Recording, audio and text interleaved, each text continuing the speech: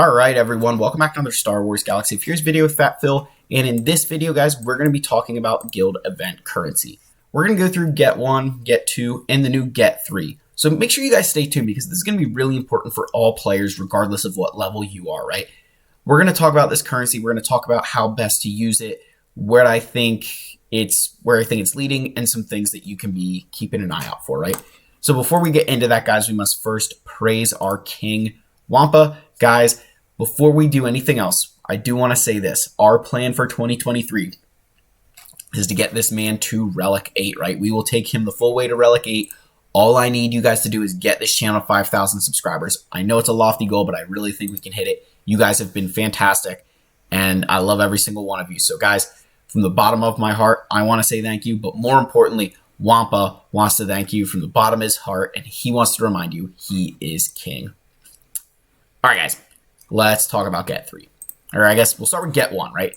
So with the change to the gear change that the developers put out where like your core gear is basically doubled for the price it used to be, right? Like you only used to be able to get 10 stun guns for this price. Because of that, like this stuff is going to drop so much more often in other areas that the only thing you should ever spend Get 1 on, right, is going to be like your General Skywalker, Darth Malak, your Hermit Yoda, and of course the King, right? Make sure that this is the only stuff you want to spend Get 1 on. And then obviously the gear for Gear 13. And you can almost think of like Get 1 and Get 2 as like the left and right side of a relic, right? So here's my Tusken, right, for Lord Vader.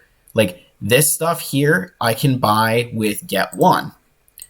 This stuff over here is Get 3, or Get 2, sorry, Get 2, right? So Get 1, you know, Guild Event Currency 1 over here, Guild Event Currency 2 over here. So the reason I want to put that out there for you guys, right, is I know that sometimes people don't always know what to spend this stuff on. Your best money is going to be spent buying your Gear 13 stuff, right? Obviously getting these characters and then your Gear 13s. Now with Guild Event Currency 2, you begin to get the Negotiator and Malevolence, and then you can also buy like Rebel Officer Leia Organa.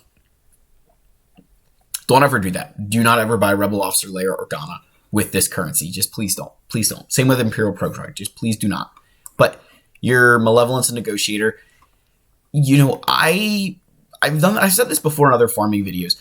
You could convince me that it's better to get a Malevolence 5-star, get a Negotiator 5-star, and then, you know, work on like your Negotiator to 7 stars, right? You could convince me of that. You could convince me that it's better to get a single Negotiator to 7 stars first, right? Like whatever way, like I see value in any way you want to go, right? Like there's great ways to do both of them, but they're your two most important things with Guild Event Currency 2. I did not spend Guild Event Currency 2 on anything other than these two ships until I had them 7 stars. That was just the way that I did it. Once you get past that point, your Kyrotechs are a great way in here, right? I love to buy Kyrotechs with this currency. I think that's a really good buy. And then obviously like the other side of the Guild Event, you know, the other side of Gear 13 stuff, I think this is also really good, right? I'm not going to say it's fantastic prices, right? It hurts to buy anything in here, but you know, for what you need and how much you need it, I mean, you can't complain about this, right? This isn't that bad. But Get 3, this is where stuff starts to get interesting. And I'm not trying to throw shade when I say this, right? My guild had a very good, like almost philosophical debate about Guild Event Currency 3. And, you know, you can get 5 Watt Tambor Shards here for 2,125 Get 3. And we got 4,000, right? I haven't spent anything yet. It is capped at 20. We will get to that. I do want to talk about that. But we got 4,000, right? So we got maybe 5 Watt Tambor Shards last territory battle, right? If my guild had done Darkside Geo, we would have got like 50 of these, right? Or we would have got like, you know, maybe not 50, but we would have got a lot of these, right? So what is that to say? Also, just side note, my storage just refreshed. That's what caused that. But like, this is not nearly enough Watt Shards compared to what we could get in a regular territory battle, right? So the same thing would go for like Kaidi Mundi, right? And where our debate came in is that, is it worth it to skip Rise of the Empire to get your guild Kaidi Mundi shards? If your guild is really struggling to get Kaidi Mundi shards, then just do guild event currency 3, right? It's so much smarter. Like the rewards in Rise of the Empire are so much better. But if your guild gets a decent amount of Kaidimundi or Wat Tambor shards and you guys still need them, like a lot of them, it's probably better to do like one more, maybe two more, of those territory battles, right, to get those characters. Because on face value, no, it's not worth it to spend 2,125 get 3 on Wat Tambor shards.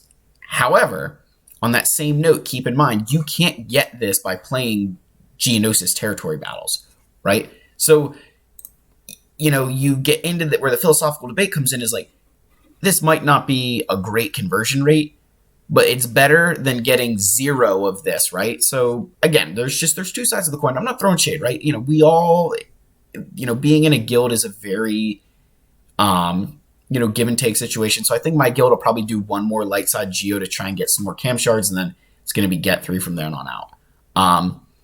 And then obviously you can get your conquest characters in here. I don't think this is bad. It should be a markup, right? These are tough characters to get. They're going to be available, so I'm okay with that. Then you can buy micro attenuators.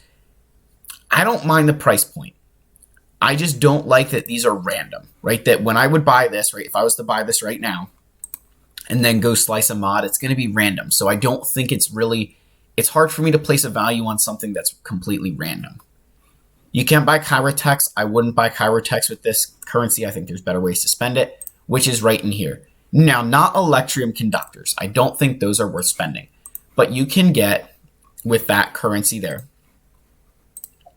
you can get the Electrium conductors, Zimbital cords, impulse detectors, and Gerda keypads. Just my personal opinion, your smartest buy is impulse detectors. I think that, Zimbital cards don't have a terrible conversion rate. This conversion rate is rough.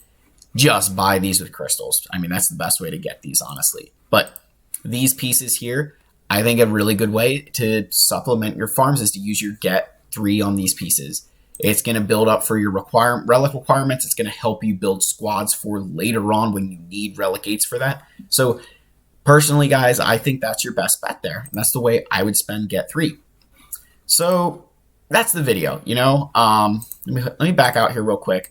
The one thing I did want to cover, right?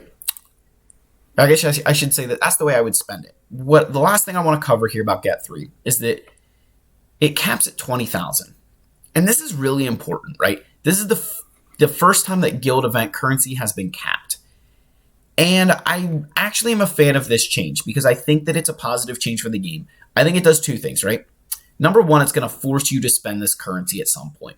But number two, imagine that they're going to release more stuff in here, right? Like whether it's conquest characters, whether it's capital ships, right? Red 5, whatever's coming in here, right? Something's coming in here. There's no way they're not. But if I could hoard 200,000, if I could hoard 40,000 currency here and get something day one, I'm that much farther ahead than my peers, right? And is that I don't want to say is that fair, right? Because I wouldn't have been buying the relic pieces and everything else. But I think Capital Games is trying to ensure that people don't get this inherent advantage with this currency. And I think I'm okay with that, right? I think that's a smart move. Force us to spend it, force us to buy those relic pieces, right? Force us to interact with the content. And that, my friends, is the video. I'm going to leave you off with our King Wampa. Make sure you guys help get him to Relic 8 in 2023. I love all of you. May the force be with you, and I'll see you in the next video, guys. Cheers.